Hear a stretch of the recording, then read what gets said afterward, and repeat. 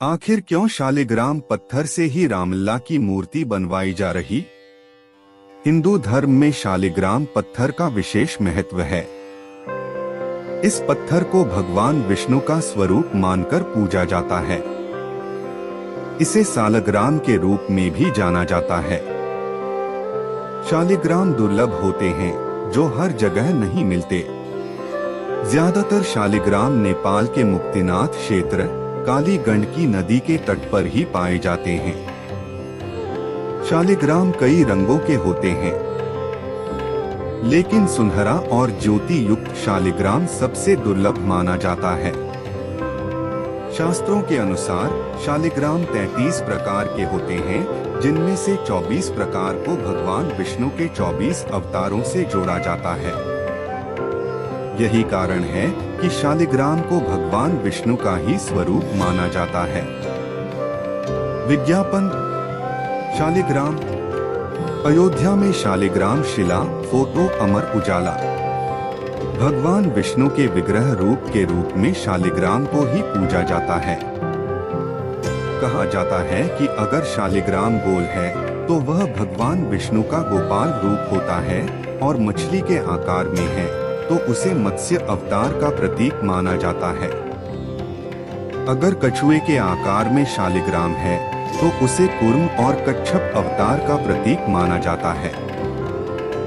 शालिग्राम पर उभरे हुए चक्र और रेखाएं विष्णु जी के अन्य अवतारों और रूपों का प्रतीक मानी जाती हैं।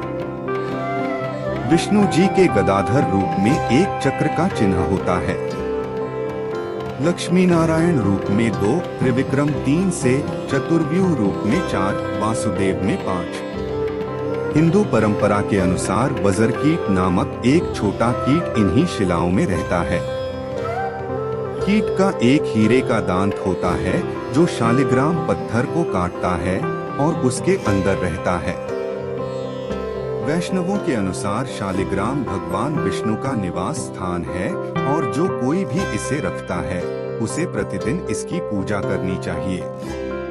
उसे कठोर नियमों का भी पालन करना चाहिए, जैसे बिना स्नान किए शालिग्राम को न छूना, शालिग्राम को कभी भी जमीन पर न रखना, गैर सात्विक भोजन से परहेज करना और बुरी प्रथाओं में लिप्त न होना। स्वयं भगवान कृष्ण ने महाभारत में युधिष्ठिर को शालिग्राम के गुण बताए हैं। मंदिर अपने अनुष्ठानों में किसी भी प्रकार के शालिग्राम का उपयोग कर सकते हैं। शालिग्राम। शालिग्राम शिला, फोटो एनी। देवउठनी एकादशी के दिन होती है पूजा। देवउठनी एकादशी के दिन भगवान शालिग्राम और तुलसी के विवाह की परंपरा है। एक कथा के अनुसार तुलसी ने भगवान विष्णु को पत्थर बनने का श्राप दिया था, इसलिए भगवान विष्णु को शालिग्राम बनना पड़ा, और इस रूप में उन्होंने माता तुलसी, जो कि लक्ष्मी का ही रूप मानी जाती है, उनसे विवाह किया। शालिग्राम और भगवती स्वरूपा तुलसी का विवाह करने से सारे अभाव, कलह, पाप, दुख और रोग दूर हो जाते हैं।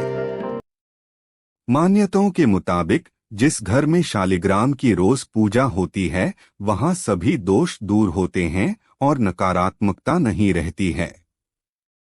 इसके अलावा इस घर में विष्णु जी और महालक्ष्मी निवास करती हैं। शालिग्राम को स्वयंभू माना जाता है, इसलिए कोई भी व्यक्ति इन्हें घर या मंदिर में स्थापित करके पूजा कर सकता है। शालिग्राम को अर्पित किया हुआ पंचामृत प्रसाद के रूप में लेने से मनुष्य को सभी पापों से मुक्ति मिलती है।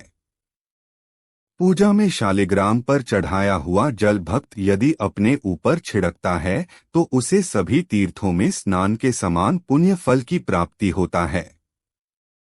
अगर नेपाल से आए शालिग्राम से मूर्ति नहीं बनी तो क्या होगा? इसे समझने के लिए हमने श्री राम जन्मभूमि तीर्थ क्षेत्र ट्रस्ट के महासचिव चंपत राय से बात की। उन्होंने कहा, हम पूरी कोशिश करेंगे कि नेपाल से आई शालिग्राम पत्थर से ही रामलला की मूर्ति तैयार हो। हालांकि इस पर आखिरी फैसला मूर्तिकला के विशेषज्ञ और मूर्ति निर्माण करने वाले कारीगर द्वारा ही लिया जाएगा। मूर्ति का निर्माण करने वालों को सबसे पहले शालिग्राम पत्थर दिखाया जाएगा। वह इसे टेस्ट करेंगे। जब पत्थर पर छेनी लगेगी तभी मूर्तिकार बता पाएगा कि इस पत्थर से मूर्ति तैयार होगी या नहीं। चंपत राय आगे कहते हैं, भारत में जहां जहां इस प्रकार के पत्थर उपलब्ध हैं, वे पत्थर भी मंगाए जा रहे हैं। ऐसा जरूरी नहीं है कि जिस पत्थर को एक बार ले आएं, उससे ही मूर्ति बनेगी। इसलिए शालिग्राम शिला को लेकर भी अभी कुछ कन्फर्म नहीं है। ओडिशा, कर्नाटक और मध्य प्रदेश से भी पत्थर मंगवाए जा रहे हैं।